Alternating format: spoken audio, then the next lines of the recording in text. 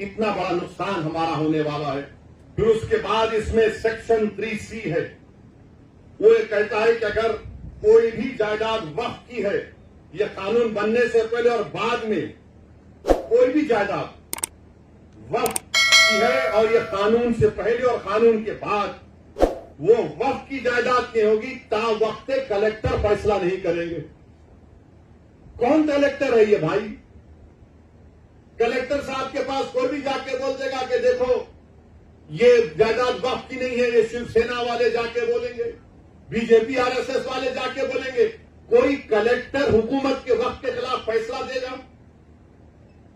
कोई जाकर उसको वो तो कलेक्टर साहब समझेंगे अरे भाई मेरे को तरक्की करना है। और कानून ये कहता है कि कोई भी अपने ही मामले में जज नहीं बन सकता। अपने ही केस में जज कैसा बनेगा कलेक्टर? जिसको लैटिन में बोलते न्यूनो। अच्छा, फिर कलेक्टर जब इंक्वायरी, अगर आप जाके कलेक्टर को ही पावर दे दिया कि कलेक्टर को जाकर कोई बोल देगा कि साहब ये इम्तियाज जलील का घर जो है ना वो वक्फ, या फिर कोई किसी का मस्जिद बोले ये वक्फ बोल नहीं है, तो कलेक्टर साहब क्या करेंगे? ठीक है, मैं इंक्वायरी ऑर्डर करता हूं। अच्छा, उसमें लव का इस्तेमाल हुआ कानून में कि कलेक्टर जिस तरह चाहे उसका इंक्वायरी का तरीकेकार अपनाएंगे। आपकी जागीर है कलेक्टर की कि जो चाहे तरीकेकार अपनाएंगे। और फिर दूसरा उसमें सुनिए, दूसरा उसमें बोलते कि कोई टाइम लिमिट नहीं, कलेक्टर साहब जब दिल में आया इंक्वायरी करेंगे, जब दिल में आया नहीं करेंगे। और तरफे तमाशा ये कि जब तक कलेक्टर की इंक्वायरी मुकम्मल नहीं होती वो जायदाद वक्फ की नहीं रहेंगी। यानी मेरी मस्जिद है और मस्जिद को कलेक्टर बोलेगा मैं इंक्वायरी कर रहा हूं, तुम्हारे खिलाफ कंप्लेन है तो नमाज नहीं पढ़ना, तुम्हारी दरगाह है तुम फातिहा नहीं करना, तुम्हारा मदरसा है तुम नहीं तालीम दिलाना, मैं इंक्वायरी कर रहा हूं। अब इंक्वायरी सुबह कयामत तक चलेगी, आप तो महरूम हो गए। ये कानून में लिखा गया है, याद रखिए। सेक्शन 3C आपको कह रहा हूं। अब ये सेक्शन 3 का मतलब क्या है कि दिल्ली में 316 जायदादों पर गवर्नमेंट का कब्जा, राजस्थान में 60, कर्नाटका में 40, मध्य प्रदेश में 50, यूपी में 60, उड़ीसा में 55। और सच्चर कमेटी में कहा गया कि दिल्ली के जो 123 जायदादें जो हुकूमत नहीं दी मुसलमानों को, 2007 में सच्चर कमेटी में कहा गया कि उसकी कीमत 7,000 करोड़ थी। 7,000 करोड़ कीमत थी उसकी। आज हम 2024 में आ गए। कौन वक्फ को छीन रहा है? नरेंद्र मोदी दुनिया का सबसे बड़ा झूठा है और जालिम है। आप कब्जा करके बैठे, 84 से कब्जा करके बैठे, बल्कि उससे पहले से। और 7,000 करोड़ की जायदाद, यानी कलेक्टर साहब जैसा कानून बनेगा, कलेक्टर साहब बोल देंगे नो नथिंग डूइंग।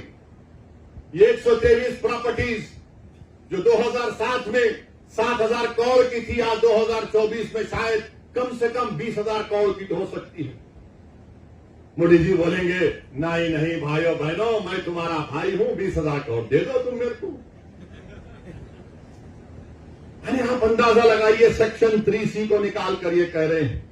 और फिर आप ये भी जानते हैं कि जब कलेक्टर बैठेगा, आर्कियोलॉजिकल सर्वे ऑफ इंडिया आसार कदीमा में दिल्ली में 172 प्रॉपर्टीज पर आसार कदीमा कब्जा करके बैठा है।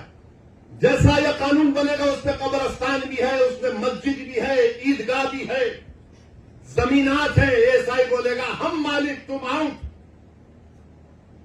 आपका यहां पर महाराष्ट्र में है, अहमदनगर में है, औरंगाबाद में आसार कदीमा के है। और आसार कदीमा के लोग बोलते, मोदी की तरफ से बोलते नहीं नहीं हम कैसा बचाएंगे। आसार कदीमा के कानून में शेड्यूल 6 है, लिविंग मॉन्यूमेंट यानी जिंदा मॉन्यूमेंट है। बोलते नहीं नहीं आप लोग वहां पर वो मस्जिद में मदरसा खोलिए। अरे दीवाने, तुम्हारा आसार कदीमा का जो कानून का सेक्शन 16(1) ये कहता है कि रिलीजियस कैरेक्टर को नहीं बदला जा सकता। रिलीजियस कैरेक्टर को नहीं बदला जा सकता। वो कानून ये भी कहता है कि अगर गवर्नमेंट एक्वायर भी कर ले उस प्रॉपर्टी को, तब भी रिलीजियस कैरेक्टर नहीं बदला जा सकता। ये आसार कदीमा के लोग, ये हिंदुत्व के इशारे पर नाचने वाली कठपुतली है। लोग दौलताबाद किले की मस्जिद को क्या किए थे, बोलूं मुंह खोल के अभी मैं। आजादी मिलने के 1 साल के बाद क्या नाम रख दिया तुमने उस जगह का? 16 कह रहा है कि इसके रिलीजियस कैरेक्टर को नहीं बदल सकते। मकसद एक ही है। देखिए, गवर्नमेंट का डेफिनेशन निसार साहब बढ़ा दिया गया, गवर्नमेंट का डेफिनेशन में बढ़ा दिया गया तो ऐसा ही गवर्नमेंट हो गई, और गवर्नमेंट हो गई तो आर्टिकल 12 में आप इंजस्टिस नहीं कर सकते, आप स्टेट है, आप आर्टिकल 25, 26 का वायलेशन नहीं कर सकते। मगर यह कानून ऐसे बनाया जा रहा है कि एक तरफ जमीन खींचो, मस्जिदों को छीन लो, दरगाहों को खाली कर दो, खानखाहों को बर्बाद कर दो, और आसार कदीमा में जितने मसाजिद हैं उसको छीन लिया जाए। और वो रिलीजियस कैरेक्टर मस्जिद है तो मस्जिद में मदरसा है, ने आप वजू खाना बना लिए तो मैं कहां जाके वजू करके आऊंगा? मस्जिद है ना, नमाज हो रही है। तो इनका मकसद यही है कि एएसआई के कानून को, एएसआई के जरिए से ये तमाम जायदादें हमसे छीन ली जाए। एएसआई के कानून को सेक्शन 5, सेक्शन 6, सेक्शन 8 आप पढ़िए, आपको मालूम हो जाएगा। फिर वहीं पर आप देखिए, अगर आपको ये एक और उसमें बिल में लाए कि जैसा वक्त कानून बन गया, खुदा ना खास्ता, 6 महीने में सब रजिस्टर कराना। अच्छा, औरंगाबाद में जितनी प्रॉपर्टी आपकी, आप बोले ठीक है भाई, अब कानून बन गया, हम जाके इसको पोर्टल पे चढ़ाएंगे। कोई आरएसएस का आदमी जाकर कलेक्टर को बोलेगा नहीं, ये मौलाना का मदरसा वक्फ का नहीं है। कलेक्टर साहब बोल दिए रोक दो, नहीं करना इंक्वायरी। अब इंक्वायरी चले, अब तक गया वो सेक्शन 4 में, सेक्शन 3 भी उसका कहता है। फिर कलेक्टर की रिपोर्ट, कलेक्टर साहब लिख के बोल सकते मेरे को तुम्हारा चेहरा पसंद नहीं आया, तुम ये मस्जिद पे खड़े थे, मैं इंक्वायरी ऑर्डर कर रहा हूं। ये सेक्शन 36(7) कह रहा हूं। रजिस्ट्रेशन 36(f) में जो रजिस्ट्रेशन का कानून लगाया गया, अब स्टैंप एंड ड्यूटी भी लगाना पड़ेगा आपको, यानी आप वक्फ कर ही नहीं सकते। फिर सीओ है, चीफ एग्जीक्यूटिव ऑफिसर, हमेशा मुसलमान होता है तो आप उसको करेंगे। और सेक्शन 40 में सीओ का इख्तियार रहेगा, आप वो देखें कि किसी कब्रिस्तान पर वहां पर जायदाद बना रहा है तो सीओ जाकर रोक सकता है, उसको बोलता है वक्फ है। कोई जाकर मस्जिद को तोड़ रहा है तो सेक्शन 40 में सीओ रोक सकता है। मोदी ने कहा कि नहीं, ये सेक्शन 40 भी मैं निकाल देता हूं, सीओ कुछ नहीं करेगा। ये इस कानून में बात कही गई। अब फिर वक्फ की जायदाद को बचा रहे हैं, बीजेपी वाले बोलते नंबर ही झूठे हैं। मौजूदा कानून ये कहता है सेक्शन 52 में, अगर कोई वक्फ की जायदाद को चोरी करता है, जायदाद को बेचता है, तो 2 साल कैद बामुशक्कत सजा है, 2 years rigorous imprisonment. Modi ji फजीलतुल Sheikh है, हजरत मौलाना है, हजरत इबलीस की तालीम याफ्ता मदरसे के तालिब इल्म में गोल्ड मेडल मिला उनको। उन्होंने कह दिया कि 2 साल रिगरस इम्प्रिजनमेंट नहीं, 1 year सिंपल इम्प्रिजनमेंट। 2 साल कैद बामुशक्कत की जगह 1 साल पहले नॉन बेलेबल था। मोदी जी बोले जेलों को खाली कर दूंगा, वक्त को लूटो। अब बेलेबल कर दिए। पहले जुडिशियल मजिस्ट्रेट के पास, फर्स्ट एमएम के पास, बोले नहीं जरूरत ही नहीं है, मैं हूं तो मुमकिन है, ये काम कर दिए। फिर उसके बाद आप देखते हैं कि लिमिटेशन का कानून क्या है कि अगर आप किसी की जमीन पर 12 साल 12 साल आप काबिज है तो आप ओनर बन जाते। वक्त के कानून में नहीं है, आप 11 साल रहो, 100 साल रहो, 200 साल रहो। इसीलिए रत्नागिरी में वो जो मुतवल्ली जिसको छत्रपति शिवाजी ने जायदाद दी थी, वो 250 साल से वगैरह के कागजात।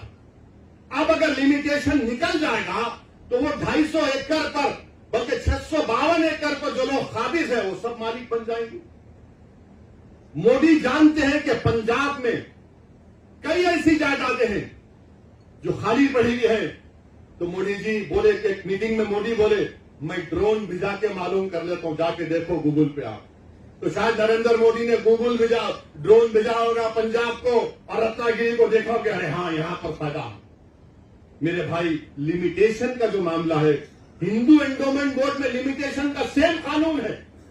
अगर कोई हिंदू मंदिर की जायदाद पर 50 साल से भी काबिज है तो काबिज है, वो मालिक नहीं बनता।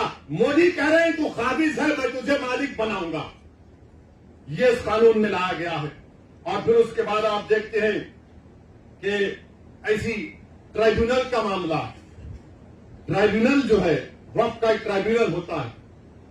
अगर कोई हिंदू भाई ये कहे, मिसाल के तौर पर समझा रहा हूं, कि अगर औरंगाबाद में एक जायदाद को वक्फ कर दिया गया तो कैसे वक्फ होती है? गवर्नमेंट का एक सर्वे कमिश्नर होता है, गवर्नमेंट का, महाराष्ट्र सरकार का। वो सर्वे कमिश्नर जाकर देखता है कि भाई ये वाकई में जो वाकिफ है उसकी जायदाद है नहीं। हो जो मुतमईन हो जाता, सर्वे कमिश्नर महाराष्ट्र की सरकार को लेटर लिखता है कि इसका मालिक पूरा शख्स है, इसको वक्फ किया जा सकता है।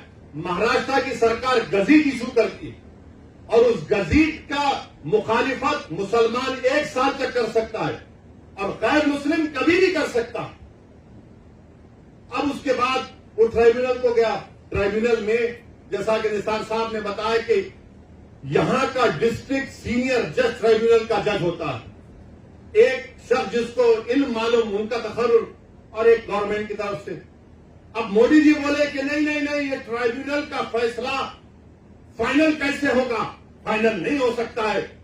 और मोदी जी ने क्या किया? रिटायर्ड डिस्ट्रिक्ट जज और एक रिटायर्ड गवर्नमेंट एम्प्लॉय वो तय करेगा। मेरे भाई, जब आप रेलवेज का ट्राइब्यूनल है, आरसीटी, एनजीटी, एयरपोर्ट का AWT, national waters dispute tribunal NBWDT, national consumer dispute redressal commission, income tax appellate tribunal, national company law tribunal, appellate tribunal for electricity, intellectual property appellate board, CAT, competition appellate tribunal, arm forces debt recovery tribunal, securities appellate tribunal, telecom dispute settlement appellate tribunal. ये सब final है, ये सब final है, मगर हमारा tribunal क्यों नहीं फाइनल होगा? और आरएसएस वाले झूठे हैं, बीजेपी वाले झूठे हैं, शिंदे वाले झूठे हैं, कह रहे हैं कि नहीं ये फाइनल कैसे होगा? अपील नहीं होगी। अरे दीवाने, रिवीजन पिटीशन डाला जाता है। ये तमाम 15 ट्राइब्यूनल का डिसीजन फाइनल है। इसके खिलाफ हाईकोर्ट में जब जाते हैं तो रिवीजन जाता है। लाखों करोड़ों केसेस कोर्ट में पेंडिंग है, ट्राइब्यूनल से जल्द फैसला होता है। मगर मोदी जी बोले नहीं, ट्राइब्यूनल फाइनल नहीं होगा, रिवीजन नहीं, अपील माने फिर अपील सुनना हाईकोर्ट। अच्छा, उसमें हैरत अंगेज बात देखिए, अब ट्राइब्यूनल में केस चलता है। मोदी जी ने कह दिया कि अगर महाराष्ट्र की सरकार या कानून बनने के बाद ट्राइब्यूनल नहीं बनाती है तो डायरेक्ट हाईकोर्ट चले जाना। अगर ट्राइब्यूनल बनाती है, नहीं बनाती है, तो मोदी, महाराष्ट्र की सरकार बोलेगा हिंदू एंडोमेंट ट्राइब्यूनल के पास चले जाओ या किसी और ट्राइब्यूनल के पास चले जाओ। अगर 2 लोग हैं, एक बढ़ गए तो उन्हें सुन ले सकते। अभी निसार साहब बता रहे थे, दोनों में झगड़ा हो गया तो क्या होगा? उसका भी कोई प्रोविजन नहीं। यानी अगर आप देखेंगे तो हर तरीके से, हर जाविये से आप देख रहे हैं कि जायदाद को मुसलमानों से छीन लिया जाए। अच्छा, जितने मुतवल्ली हैं, सेक्शन 61 में अगर कलेक्टर मुतवल्ली साहब को लगे, मुतवल्ली ये दरगाह और मस्जिद को बोल दो तुम्हारी नहीं है, लिख कर दो जल्दी। अब मुतवल्ली साहब अगर दरगाह और मस्जिद को लिखकर नहीं किए कि मस्जिद और दरगाह नहीं है, तो कलेक्टर उनको 6 महीने की सजा दे सकता है और 20,000 जुर्माना उन पर लगा सकता है। अब आप बताइए वक्त कहां बच रहा है इसमें? अरे बीजेपी, आरएसएस, शिंदे वालों, ये जायदाद गवर्नमेंट की नहीं है, हमारे पुरखों की है, हमारे आबाद की है, ये प्राइवेट प्रॉपर्टी है। तुम कैसा इसमें मुदाखलत कर सकते हो? मकसद एक ही है कि मुसलमानों से वक्त को छीन लिया जाए। और मुझे आखिर में सिर्फ इतना कहना है कि मुझे मौलाना खालिद सैफुल्लाह रहमानी साहब दामन बरकातों के अल्फाज याद आ रहे हैं। उन्होंने कहा कि वक्त की जायदाद एक इबादत है, एक इबादत है। वो हमको हमारी इबादत से महरूम कर दे रहे आप। दरगाह सलीम चिश्ती है, बाज ऐसे रंग बिरंगी कपड़े पहनकर मोदी के पैर छूने वालों, तुम्हारे बाप दादा की खबरों को जब छीन लिया जाएगा तुमको अंदाजा होगा। तुम जब चमचागिरी कर रहे हो नरेंद्र मोदी की जाकर, बड़े बड़े आस्थानों के तुम वाबस्ता, अरे याद रखो, बड़े बड़े आस्थानों से वाबस्ता होने की बुनियाद पर तुम बड़े नहीं होते। अल्लाह का खौफ और उसके हबीब से मोहब्बत तुमको बड़ा बनाती। जाकर बोले नहीं, ऐसा नहीं है। अरे तुम्हारे बाप का है ये वक्त, तुम्हारे बाप का वक्त है ये अल्लाह के नाम पर किया गया वक्त। इसका मालिक अल्लाह है, सुबह कयामत तक इसका मालिक अल्लाह रहेगा। मगर ये लोग जाकर चापलूसी कर रहे हैं, चमचागिरी कर रहे हैं। तो मेरे अजीज दोस्तों और बुजुर्गों, ये चीजों को देखकर मेरी आपसे दबंग गुजारिश है कि आप लोग all India Muslim personal board ने जो फैसला लिया है कि आप इस कानून के खिलाफ आप लोग क्यूआर कोड के जरिए या अपने लेटर के जरिए या ईमेल के जरिए आप ज्वाइंट वर्किंग कमेटी को भिजाइए, अपना प्रोटेस्ट लॉन्च करिए। 15 सितंबर तक आखिरी तारीख है, या तो अंग्रेजी में होगा या हिंदी में होगा। मेरी आपसे गुजारिश है कि इसका आगे बढ़कर हिस्सा लीजिए। याद रखो मुसलमानों, हमने एक मस्जिद को खो दिया, तुम और कितनी मस्जिदों को खोने के लिए तैयार हो। एक मस्जिद को हमने खो दिया, याद रखो अगर ये खुदा ना खास्ता कानून बनेगा तो सिर्फ काशी मथुरा नहीं, कोई मस्जिद नहीं बचेगी भारत में जो झगड़े शुरू हो जाएंगे। मस्जिदों को बंद कर दिया जाएगा, कलेक्टर बोलेगा नहीं मस्जिद नहीं है, खानखाहों को दरगाहों को बंद कर दिया जाएगा। इस तरह का गंदा कानून नरेंद्र मोदी बना रहे हैं। और अजीत पवार का मैंने एक इंटरव्यू पढ़ा अखबार में, उन्होंने कहा कि हम महाराष्ट्र के विकास के लिए मोदी का साथ दे रहे, सेकुलरिज्म पर हम कॉम्प्रोमाइज नहीं करे। तो अजीत पवार, अगर सेकुलरिज्म तुम में जिंदा है तो तुम खुलकर इसकी मुखालिफत करो। बोलो तुम जाकर मोदी को यह कानून गलत है। जो छत्रपति शिवाजी को मानने वाले हैं, क्या तुम भूल गए कि छत्रपति शिवाजी ने रत्नागिरी में उस दरगाह को 652 एकड़ जमीन दी थी? ये कौन सी तुम्हारी मोहब्बत है? ये हमारी जमीन है, हमारी जायदाद है, अल्लाह के नाम पर इसका मालिक अल्लाह है। तुम हमसे छीनना चाह रहे हो। तुम्हारा दिल नहीं भरा 6 दिसंबर से? तुम्हारा दिल नहीं भरा दिल्ली की सड़कों पर हमारे खून की होली खेलने से? तुम्हारा दिल नहीं भरा हमारे बच्चों के एनकाउंटर करने से? तुम्हारा दिल नहीं भरा बुलडोजरों से हमारे घरों को तोड़ने से? तुम्हारा दिल नहीं भरा हमारे बच्चों के सरों से जान खींचने से? तुम्हारा दिल नहीं भरा हमको इस मुल्क की शरीयत खत्म करने का कानून बनाया? अब तुम हमको हमारे वजूद को मिटाना चाहते हो। खुदा की कसम अपने वजूद को मिटने नहीं देंगे इंशाअल्लाह ताला। हम अपने वजूद को मिटने नहीं देंगे इंशाअल्लाह ताला। तो मेरे अजीज दोस्तों और बुजुर्गों, मेरे अजीज दोस्तों और बुजुर्गों, मेरी आपसे दबंग गुजारिश है कि महाराष्ट्र के असेंबली इंतखाबात आने वाले हैं। मैं आपसे अपील कर रहा हूं, जो लोग वक्त की जायदादों को बर्बाद करने आ रहे हैं, आप और हम मिलकर उनको इंशाअल्लाह बर्बाद कर देंगे सियासी तौर पर। मेरी आपसे अपील है कि मैं यकीनन कह रहा हूं कि इस महाराष्ट्र की विधानसभा में आपको इम्तियाज जलील को और मजलिस के नुमाइंदों को भिजाना जरूरी है। तुम्हारी आवाज हो, अगर तुम्हारी आवाज नहीं होगी तो कौन आवाज उठाएगा? तुम नहीं देखते पार्लियामेंट में क्या हो रहा है? तुम नहीं देख रहे पार्लियामेंट में कौन पुकार रहा है दीवानों की तरह? क्या तुमको नजर नहीं आ रहा कि किसके कलेजे में, सीने में, किसकी आंख में आंसू है जो तोप तोप कर देख रहा है कि मेरे बर्बादी का कानून मेरे आंखों के सामने बनाया जा रहा है? कौन होगा तुम्हारी आवाज को? छोड़ो इन चीजों को। कभी अपनों को भी तो अपनाओ, कभी अपनों को तो समझो। जो तुम्हारे लिए दिनों रात मेहनत कर रहे हैं उनकी आवाज बनाकर भिजाओ। यकीनन हराना है इंशाअल्लाह ताला, इन लोगों को हराएंगे इंशाअल्लाह ताला। मगर हराने का मतलब यही नहीं है कि तुम अपनी आवाज का गला घोट दो। तुम अपनी आवाज का गला घोट कर कैसे दूसरों के सर पर ताज रख सकते हो, मुझे बताओ। ये तो नहीं हो सकता मेरे भाई। तो मेरी आपसे गुजारिश है कि इस बात पर भी आप गौर करिए। हम लड़ रहे हैं और लड़ते रहेंगे इंशाअल्लाह ताला। और अगर मोदी ये कानून बनाते हैं तो जैसा कि पर्सनल बोर्ड ने फैसला लिया कि अगर एहतजाज होगा मोदी जी तो आप हमारे वजूद को मिटाना चाह रहे हैं, बेहतर यह है कि मैं रोड पर आकर अपने आप को खत्म कर लूं, मगर अपने घर में बैठकर अपनी जायदादों को छीनना नहीं देख सकता जो अल्लाह उसका मालिक है। मैं घर में बैठकर नहीं दे सकता कि जिसका मालिक अल्लाह है उसको जायदाद को छीन लिया जाए। ये हुकूमत की जिम्मेदारी होगी। आपको अगर कानून बनाना है तो रोजगार दो, कानून बनाना है तो महिलाओं को बचाओ। अरे कैसा हमारा मुल्क हो चुका है कि उज्जैन में बीच सड़क पर, फुटपाथ पर एक जालिम शैतान एक खातून की अस्मत रेजी कर रहा। ये कैसा हमारा देश हो गया है? ये गांधी का मुल्क, ये आजाद का मुल्क, अम्बेडकर का मुल्क, कि वो उसका वीडियो निकाल रहा है अस्मत रेजी का। ये कैसा हमारा वतन हो गया है जब हमने अंग्रेजों से खंदा मिलाकर जलियांवाला बाग में अपनी जानों को दे दिया। हमने काला पानी की सजाएं हमारे हिंदू भाइयों के साथ काटी। आज एक अशरफ मुनियार को ट्रेन के डब्बे में पीटा जाता है तो कोई उफ नहीं बोलने तैयार। बचाना तो छोड़ो, कोई उफ बोलने के लिए तैयार नहीं है। याद रखो, जब आप अपनी लड़ाई नहीं लड़ेंगे कोई तुम्हारी लड़ाई नहीं लड़ेगा। तुम्हारी लड़ाई तुमको लड़ना पड़ेगा।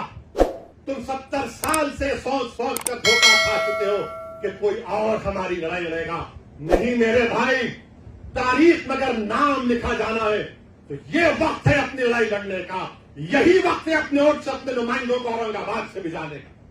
तो मेरी आप तमाम से गुजारिश है कि आप पर्सनल लॉ बोर्ड ने जो आपके सामने बात कही है, आप ज्वाइंट वर्किंग कमेटी को अपने इतराजात, अपना प्रोटेस्ट ईमेल और पोस्ट के जरिए भिजाइए। 15 सितंबर आखिरी तारीख है और अल्लाह से कसरत से दुआ करिए कि परवरदिगार तो हमको जिंदा रखकर ये नजारे मत दिखा कि हमारी जमीनें जिसका तू मालिक हमसे छीन ली जाए।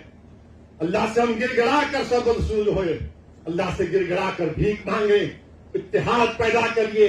ये कानून ना देवबंदियों के मफाद में है, ना बरेलियों के मफाद में है, ना अहले हदीस के मफाद में है, ना बोरी समाज के मफाद में है, ना अखना शरी शिया के मफाद में है, ना आगा खानी शियाओं के हक में है, किसी के हक में नहीं है। ये सिर्फ और सिर्फ मोदी जायदादों को छीनने के लिए कानून बना रहे हैं। अल्लाह इन जायदादों की हिफाजत करे। अल्लाह हमको इतनी इत्तेहाद पैदा करे कि मुत्तहदा तौर पर इस कानून को रोके और अल्लाह सुब्हानहू व तआला इन ऐसे हुकूमतों को, ऐसे पार्टियों को अल्लाह सियासी तौर पर इंतखाबात में इनको शिकस्त दे, बदतरीन शिकस्त दे। वाखिर दावा अल्हम्दुलिल्लाह रब्बिल आलमीन। जज़ाकल्लाह खैरन कसीरा भाई। आप